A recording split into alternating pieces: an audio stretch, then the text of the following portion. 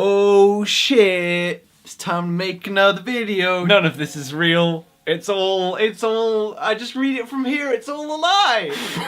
That's how long it's been. The laptop screen is dusty. If you were surfing Reddit or really any discussion board on April 1st, you might have stumbled upon a link to a premiere for Rick and Morty Season 3. And depending on what kind of person you are, you might have completely ignored the link, or you might have stopped to skeptically click the link only to find out that it's not an April Fool's joke and Rick and Morty Season 3 is actually fucking here, baby! Oh wait, I forgot to check if I was in focus. Oh god. Trust the creators of Rick and Morty of all people to pull off a double bluff like that. Anyway, let's talk about the episode. Minor spoilers incoming, but like, why are you watching this if you haven't already seen the episode? You can watch it right now for free, and I highly suggest you do. So in the season 2 finale, Rick actually turns himself in to the intergalactic space prison, and he seems legitimately remorseful for his actions, like more so than we've ever seen him before. This episode starts with Rick in the prison being escorted through his own memories because the Galactic Federation wants his formula for interdimensional travel, I think?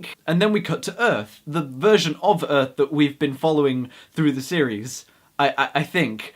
Sci-fi is hard, man. And we see that the Federation has taken that over too. And from there, things escalate and basically shit gets real crazy. For me, Rick and Morty through the last 2 seasons has sort of had ups and downs from being gut-bustingly funny to just being a bit of a light chuckle. But unlike the comedy, one thing I think has always been consistently good throughout the show and has never wavered is the animation. The animation through the entire series has always been consistently good, which is really nice when you consider some of the shit on Adult Swim. And this episode is no exception. It's really fluid, really colourful, and there's always loads of detail and things to spot in the background. Anyway, the other thing that always makes Rick and Morty really stand out is how smart it is. Before I started watching the show, I just kept hearing that it was really funny, but when I did start watching it, it was more impressive than funny, mainly due to 2 things. 1, the animation, and 2, how smart the show is. Apart from maybe South Park, I don't think I've ever seen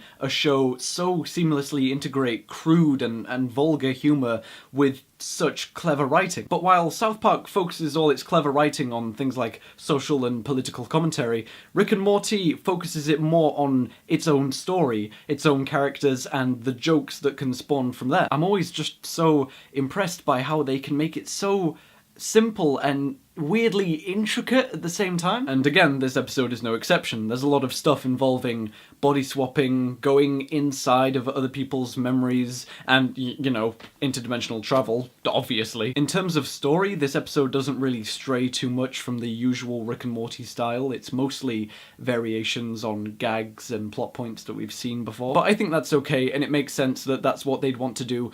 Given how long it's been since season 2, it makes sense that they'd want to mainly focus on reminding you what it is you love about the show to begin with. My guess is that we're going to see more variation from the norm in the later episodes, but then again, Rick and Morty has such a wide amount of variation in its standard style anyway that it's really hard to think of what they do to stray from that. It's definitely going to be interesting to see what they do to push the boundaries even more than they already have. You know what's really fascinating though? There are still plenty of people who are skeptical that this is even the real beginning of season 3 and that it actually is just one big April Fool's prank. I mean, let's be honest, if there are any showrunners out there right now who would make an entire fake episode as a joke, it's probably Justin Roiland and Dan Harmon. And I think we all know how inspective the Rick and Morty fandom can be. They will turn every rock looking for things to theorize about, so the suspicions like this right now, it doesn't really surprise me too much. But anyway, that just about wraps up my thoughts on the Rick and Morty Season 3 premiere. If you have any theories about the episode of your own, maybe leave a comment. Maybe subscribe while you're at it. But as always, my name is Caleb Lawlor, and I will see you... Fuck. I don't know, man. I don't know.